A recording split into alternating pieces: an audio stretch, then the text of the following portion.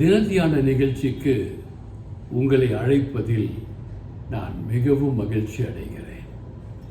இன்று நாம் பார்க்க போகும் தேவ வசனம், நீங்க தனியா இல்லை.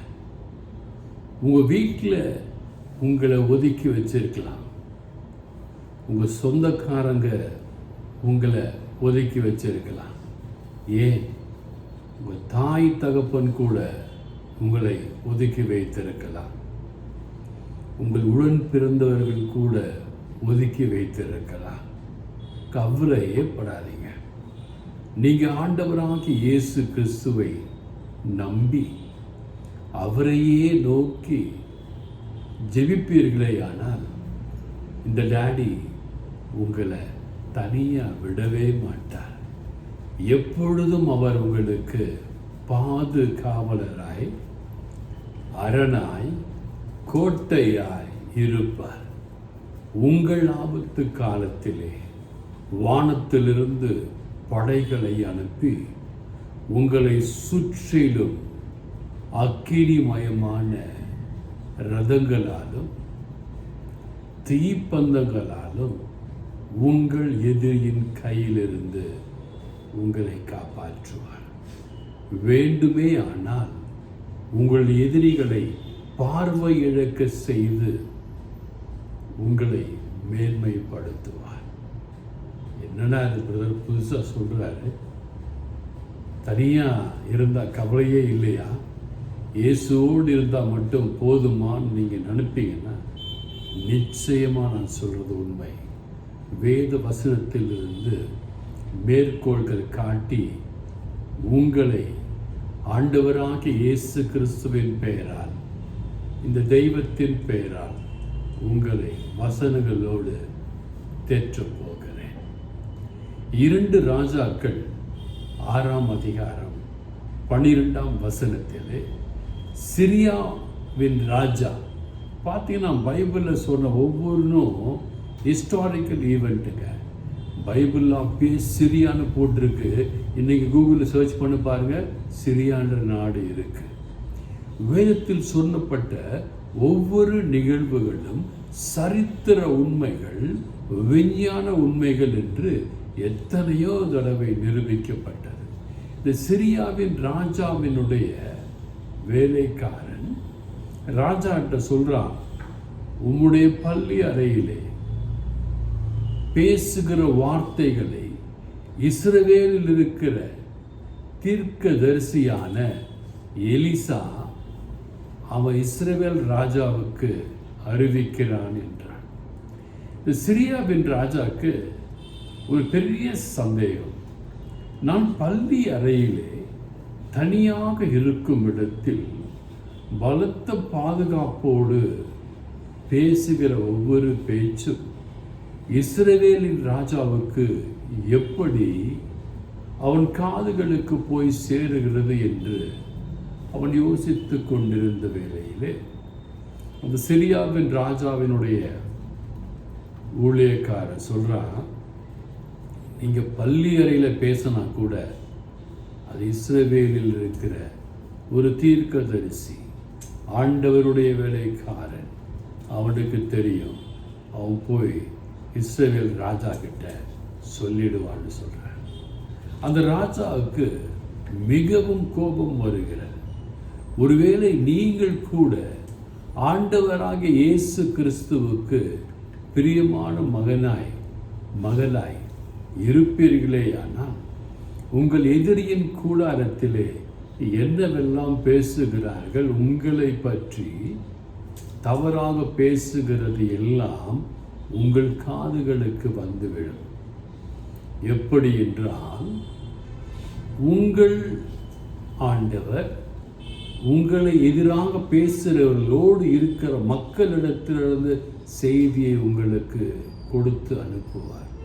அந்த செய்தியை கேட்ட பிறகு உங்களை சபிக்கிறவர்களை ஒதுக்கி வைத்து விடுங்கள். ஏனென்றால் முதல் சங்கீதம் சொல்லுகிறது, வீணரோடு அமராதே. உன்னை பற்றி வீணான பேச்சுகள் பேசுகிற மக்களோடும் அவர்கள் இருக்கின்ற இடத்திலே நீ போய் அமராதே. அப்படி அப்படின்னு அவங்க வீட்டு காரியத்துக்கு போகலாமன்னா போகக்கூடாது. இது இப்போ நான் சொல்லலை, அன்றே 2 ராஜாக்களில் சொல்லப்பட்டது. இதை கேட்டு வெகுண்ட அந்த அரசன், சிரியாவின் அரசன், அந்த தேவ மனுஷன், அந்த தேவ வேலைக்காரன் எங்கே இருக்கிறான், அவனை தொலைச்சி நாம் பள்ளி அறையில் பேசுகிறத அவனுக்கு தெரிவிக்கிறாரா, இஸ்ரேல் ராஜாவுக்கு தெரிவிக்கிறாரா, அவனை அடிக்கலாம் எங்கே இருக்கிறான் என்று சொல்லும் பொழுது தோத்தானில் இருக்கிறான் என்று சிரியாவின் ராஜாவுக்கு அறிவிக்கப்பட்டது. தோத்தான் என்கிறது ஒரு மலை மேல் இருக்கிற ஒரு சிறிய ஊர். அந்த ஊரில் தான் அந்த எலிசா இருக்கார். அப்படின்னு சொல்லும் பொழுது ராஜா குதிரைகளை, ரதங்களை, பலத்த இராணுவ குதிரைகளையும் ரதங்களையும் அனுப்பினார். அவர்கள் ராக்காலத்திலே, அதாவது இருளாக இருக்கின்ற சமயத்திலே வந்து அவன் இருக்கின்ற பட்டணத்தை சூழ்ந்து கொண்டார்கள். அவங்க நினச்சிக்கிட்டாங்க, இந்த சிரியாவின் ஆர்மி, ரதங்கள், பலத்த இராணுவம், குதிரை வீரர்கள் எல்லாம் வந்து இந்த தேவனுடைய வேலைக்காரனை அழித்து விடலாம் என்று ஃபுல்லாக சுத்து போட்டாங்க. சுத்து போட்டோன்னு பார்த்தீங்கன்னா இதே 2 ராஜாக்கள் 6:15 இந்த வேலைக்காரன் யார், எலிசாவின் வேலைக்காரன் அதிகாலையிலே வெளியே போகிறான். போனோன்னும் இதை பார்த்து மிரண்டு போயிடுறான். ஐயோயோ, நம்மளை அடித்து போட்டுருவாங்களே, நான் ஒரு சாதாரண வேலைக்காரன், இவர் என் எஜமான், ஆண்டவரின் வேலைக்காரன் என்று பயந்து போய் எலிசாட்டு போய் சொல்கிறான், ஆண்டவரே. நல்லா கவனிங்க, கத்தோலிக்க மக்கள் என்ன சொல்லுவாங்கன்னா போப் ஆண்டவரேன்னுவாங்க. இவன் பாருங்க, இந்த வேலைக்காரன் எலிசாவை ஆண்டவரே என்று சொல்லுகிறார்.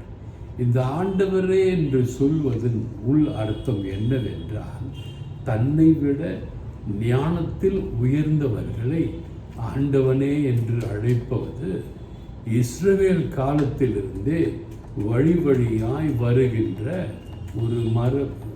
இவன் சொல்கிறான், ஆண்டவரே, எல்லா இராணுவம், குதிரை, ரதங்கள் எல்லாம் பட்டணத்தை சுற்றி இருக்க கண்டேன் என்று வருத்தத்தோடு சொல்லுகிறான்.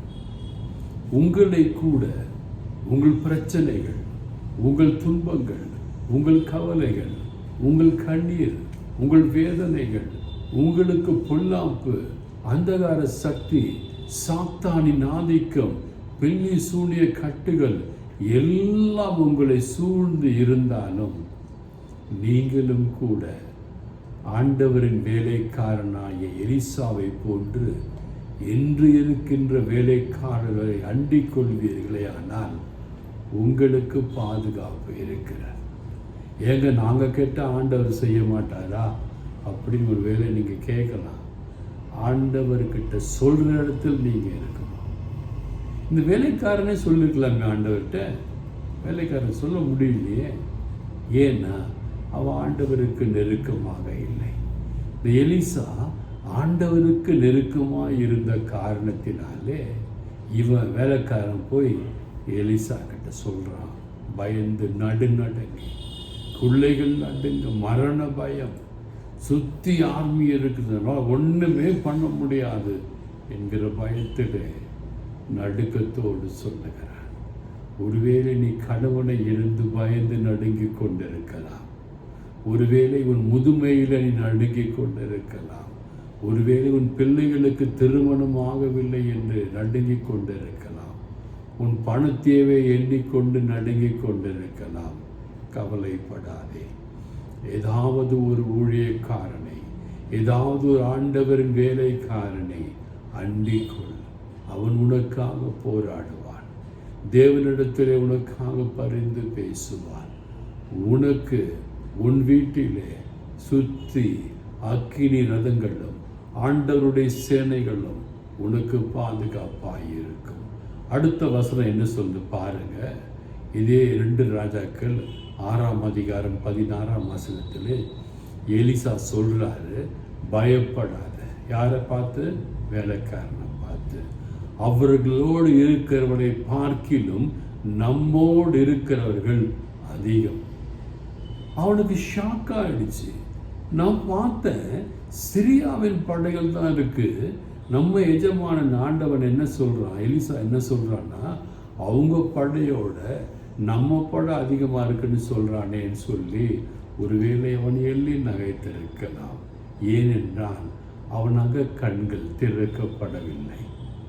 அகக்கண்கள் உங்களுக்கும் எனக்கும் திறந்தால்தான் நீங்கள் இந்த ஆண்டவரின் தரிசனங்களை, இந்த ஆண்டவரின் உதவிகளை, இந்த ஆண்டவர் உங்களுக்கு போட்டிருக்கிற பாதுகாப்புகளை அறிய முடியும்.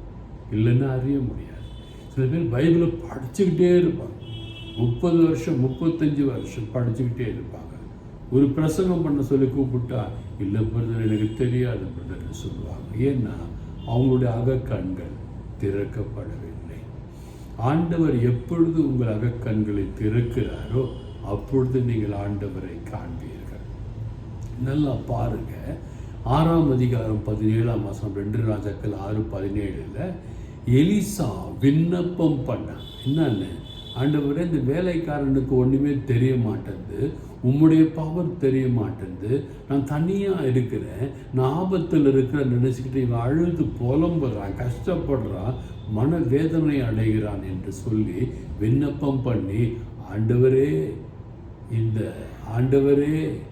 வேலைக்காரன் கண்ணை திறந்தருளும் ஆண்டவரே என்று சொல்லி விண்ணப்பம் பண்ணி ஜெபிக்கிறார்.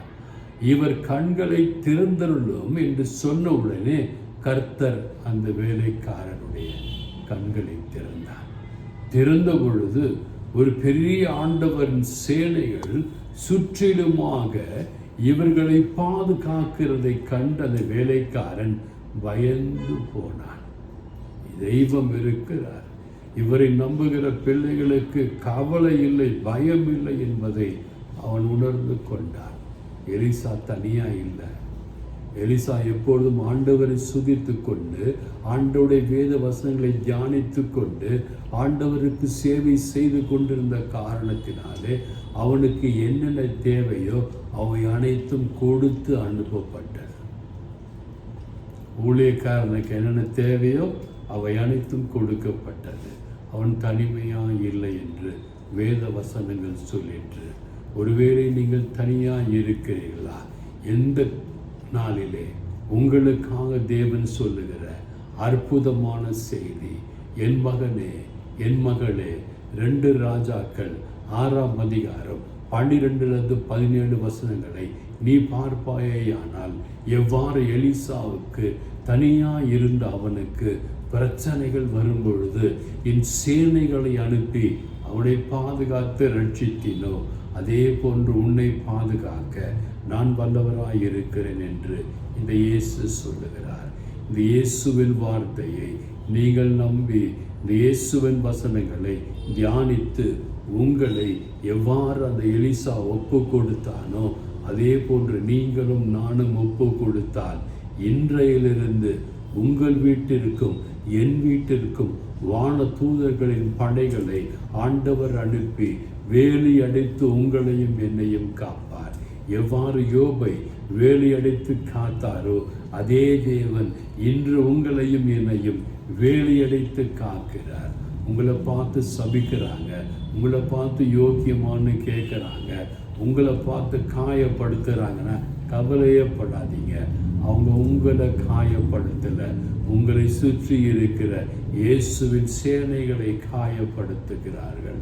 நீங்கள் நம்பி இருக்கிற தேவனை காயப்படுத்துகிறார்கள். எனவே எனக்கு பிரியமான என் அன்பு அண்ணா, அக்கா, தம்பி, தங்கச்சி, நீங்கள் நல்லா இருப்பீங்க. இந்த ஆண்டவரை நம்பி எலிசாவை போன்று ஒப்பு கொடுத்து ஜெபிப்பீர்களே ஆனால், என்னை போன்ற ஆண்டவரிடத்தில் சரண்டர் ஆனோம். ஆண்டவரே நீங்கள் தான் எனக்கு எல்லாம், எனக்கு யாரும் இல்லைப்பான்னு சொல்லி சரண்டர் ஆவீங்கன்னா இந்த ஆண்டவர் உங்களை காப்பாற்றுவார். God bless you all.